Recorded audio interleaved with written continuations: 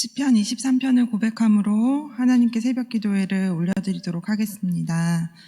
여호와는 나의 목자시니 내가 부족함이 없으리로다. 그가 나를 푸른 초장에 누이시며 쉴만한 물가로 인도하신도다. 내 영혼을 소생시키시고 자기 이름을 위하여 의의 길로 인도하시는도다. 내가 사망의 음침한 골짜기로 다닐지라도 해를 두려워하지 않을 것은 주께서 나와 함께 하심이라. 주의 지팡이와 막대기가 나를 안위하시나이다. 주께서 내 원수의 목전에서 내게 상을 베푸시고 기름으로 내 머리에 바르셨으니 내 잔이 넘치나이다. 나의 평생의 선하심과 인자하심이 정녕 나를 따르리니 내가 여호와의 집에 영원히 거하리로다. 아멘. 찬송가 424장 나의 생명 되신 주 찬양하겠습니다.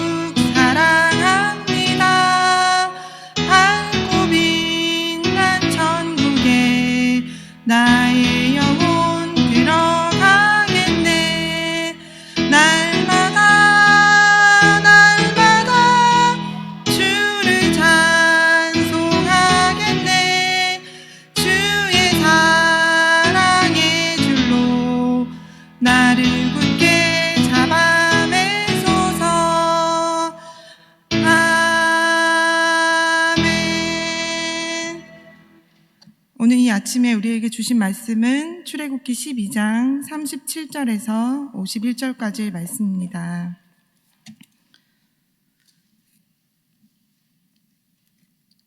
출애굽기 12장 37절에서 51절의 말씀을 한 목소리로 읽도록 하겠습니다.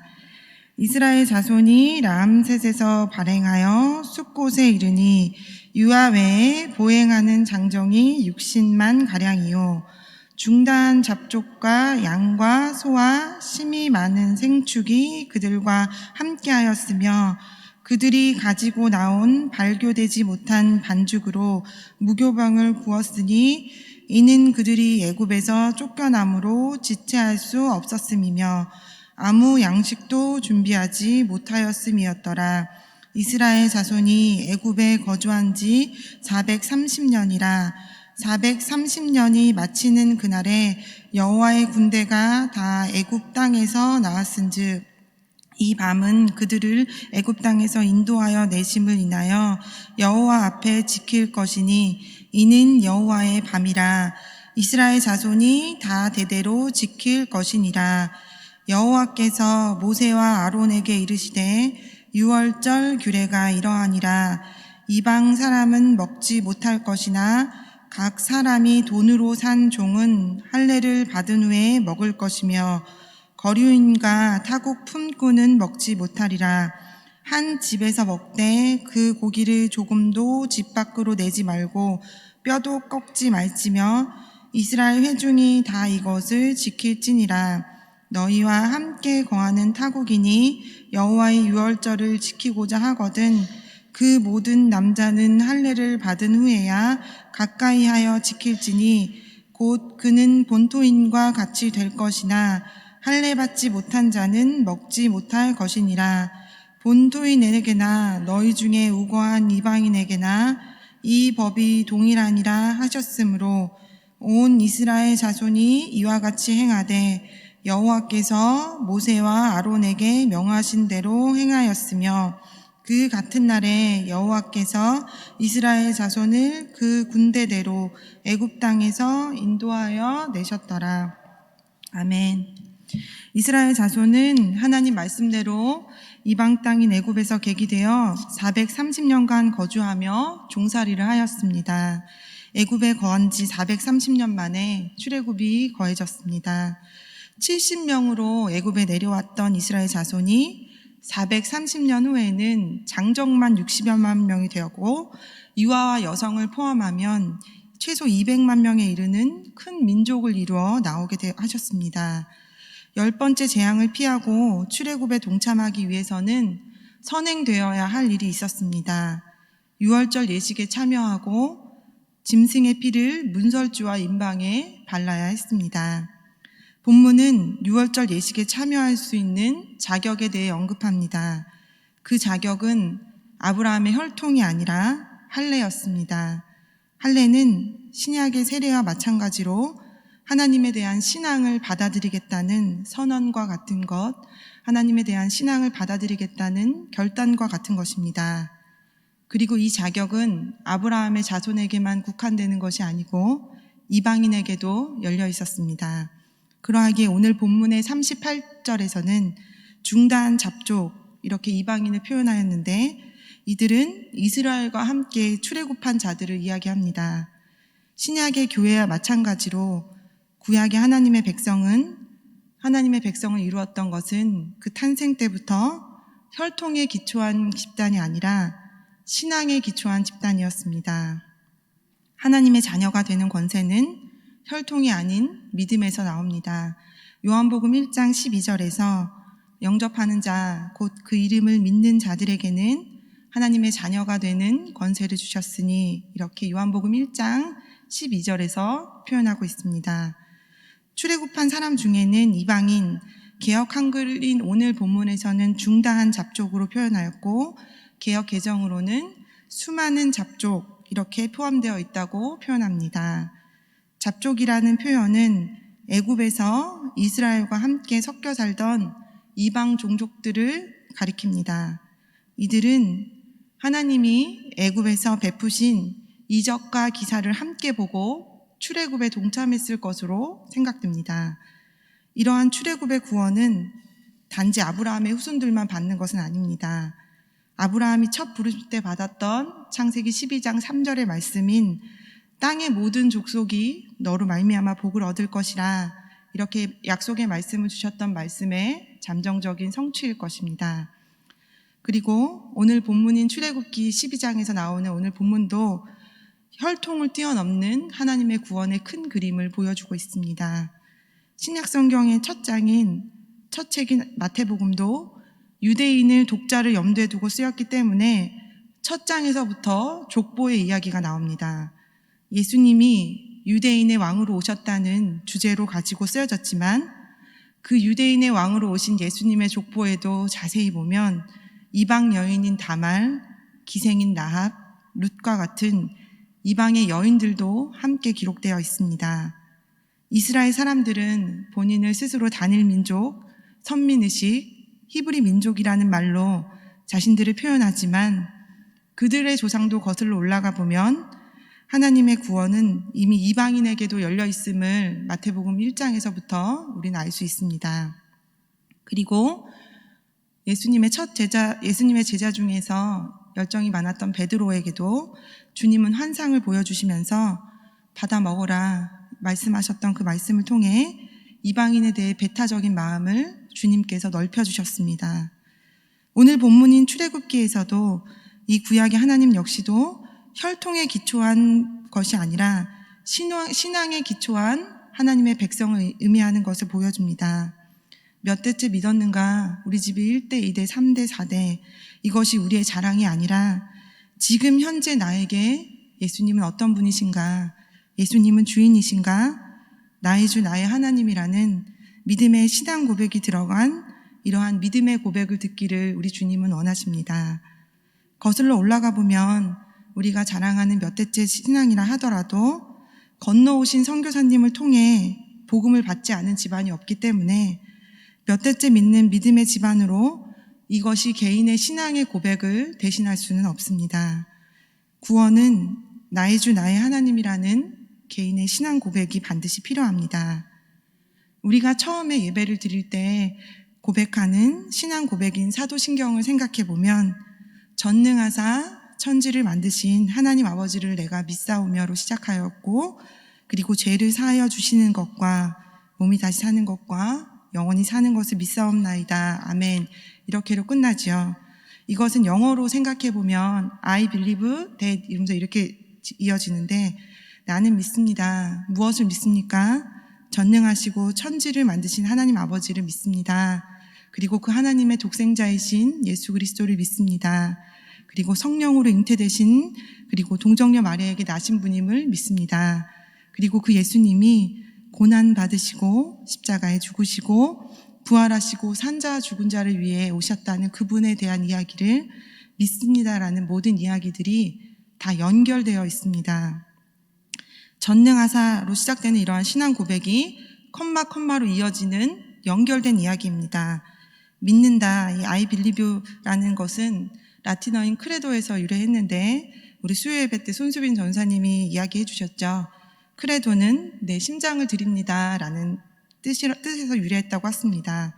그러니까 나는 믿습니다. 천지를 만드시고 동정녀의 몸에서 예수님이 나시고 부활하신 것을 나는 믿습니다. 내가 믿고 싶은 것만, 내가 받아들일 수 있는 것만 잘라서 믿는 것이 아니라 하나님에 대한 신앙은 사도들의 신앙 고백을 이어서 받는 것입니다. 내가 믿고 싶은 것만 믿는 것이 아닌 전체를 보고 통으로 받아들이는 것입니다. 구약에서 말한 할례는 신약에 와서는 세례로 이어지며 이것은 신앙의 선언이며 신앙의 결단이라고 볼 수 있기 때문입니다. 그렇다면 오늘 본문에서 하나님은 어떤 분이시겠습니까? 우리 같이 한번 읽어보겠습니다. 결코 구원받을 수 없는 이방인을 출애굽이라는 구원의 은혜에 참여하게 하신 사랑의 하나님이십니다.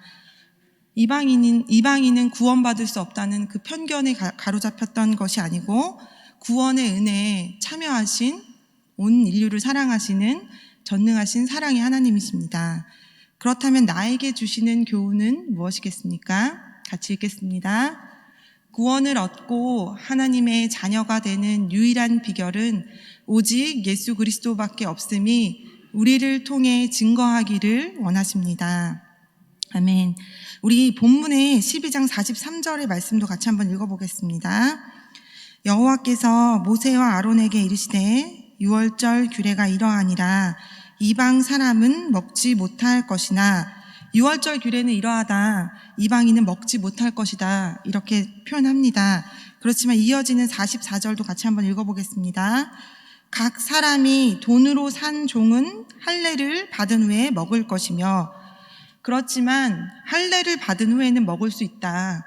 이 말은 하나님이 덧붙여 주셨는데, 구약 민수기에서도 하나님은 항상 너희를 멸망시키겠다, 자꾸 죄를 짓고 순종하지 않기에 멸망시키겠다고 하시지만 덧붙여서 회개하고 돌아오면 다 용서해 준다는 단서의 조항들을 주시는 분이십니다.